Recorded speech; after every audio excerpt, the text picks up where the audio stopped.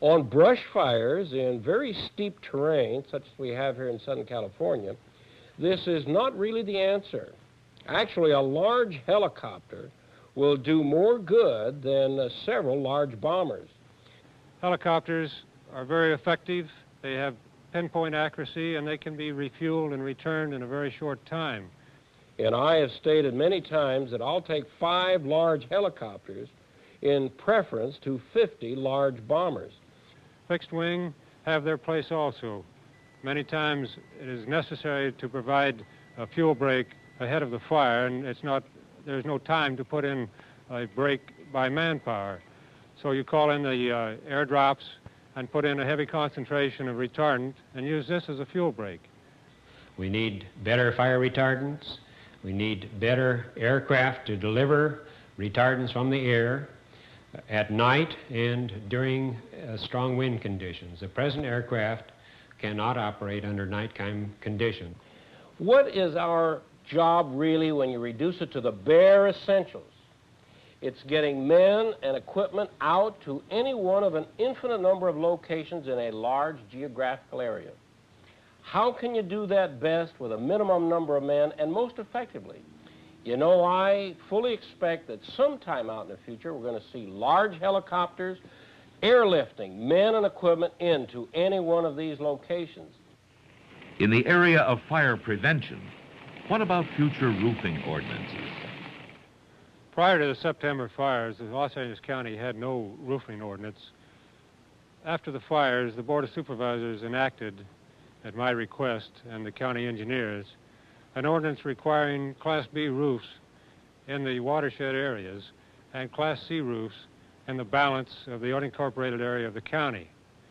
For the future, one of the things that we've already started was another change in our building laws. My thinking on fire retardant roofs, of course, is not new. The National Fire Protection Association for years has recommended that all roofing be of a fire retardant nature, regardless of where it is. And we are now in the process of changing the ordinance so that for a buffer zone varying from a half mile to a mile beyond the edges of the brush areas, we will now prohibit the use of untreated wood shake or shingle roofs. My recommendations will stand that we have the Class B or better roof in the watershed area and the Class C roof in the balance of the county.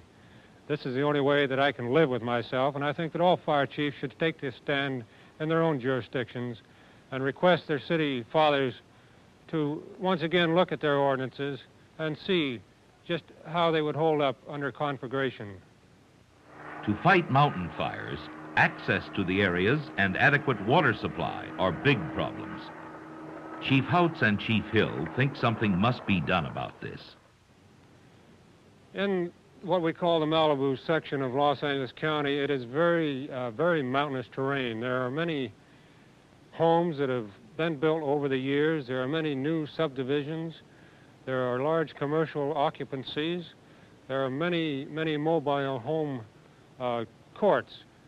We have 4 main arteries through the Malibu area.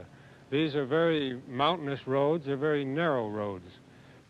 One of the things, too, is to improve the road network because access into the area is always a problem. And, of course, along with your road network, you need the problem of water supply. As these sections of the city and the county areas build up, if you get water supply in so that you don't have to ferry it in with tankers, why, you can do a much more effective job. The fire department is working now with regional planning to make certain that whenever a subdivision is put into this area, it has adequate roads of adequate width, plenty of egress for the people, and also that we have water put into the areas before they are allowed to build. They also had something to say about people clearing away the brush around their homes. Prior to the fire in 1970, of course, Los Angeles County has had a brush ordinance in effect for a number of years. And this is where we can require brush to be cleared away from occupied dwellings and structures much as 100 feet away, right down to bare earth for the first 30 feet and down to 2.5-foot level for the next 70 feet. One of the large problems that we have in the county is getting people to cooperate in the brush clearance program. Homeowner is very smart if he surveys his own home and makes certain that there's no way that the fire can be carried through the fuel itself to the home. These are some of the things that the fire services can do. But how about all the rest of us?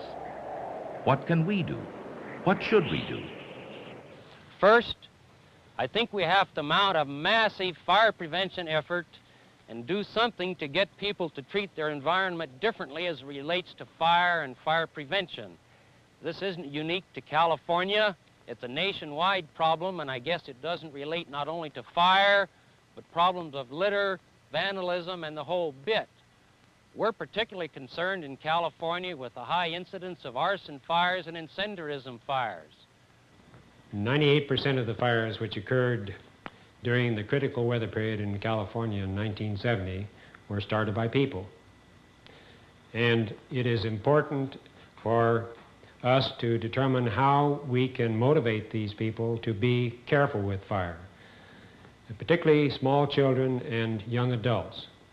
We're seeking answers to the problem. We don't have it, and I think it takes a massive California nationwide effort in this area. We have to make the firemen on the ground more effective. That's the way you're going to do a better job. In spite of all the research that has been done or will be done in the future, the success or failure of firefighting operations is dependent upon the man on the fire line.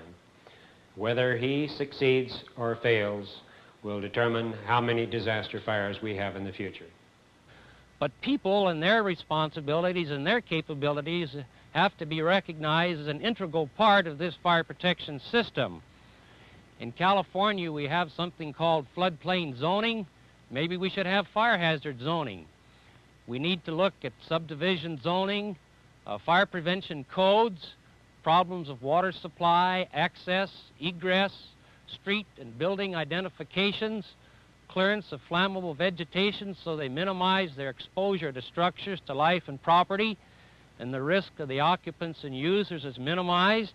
It'll give us a chance to get in and save all homes, perhaps, or at least a much higher percentage of homes, and it will give us a chance, perhaps someday in the future, to stop this kind of fire. Right today, you just cannot stop it. Will California again be aflame as it was in 1970?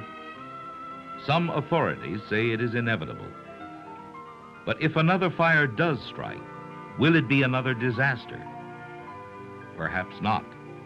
If the government agencies, the fire services, and all the rest of us work together to prevent it. That's what it's really all about. Mutual aid from everybody.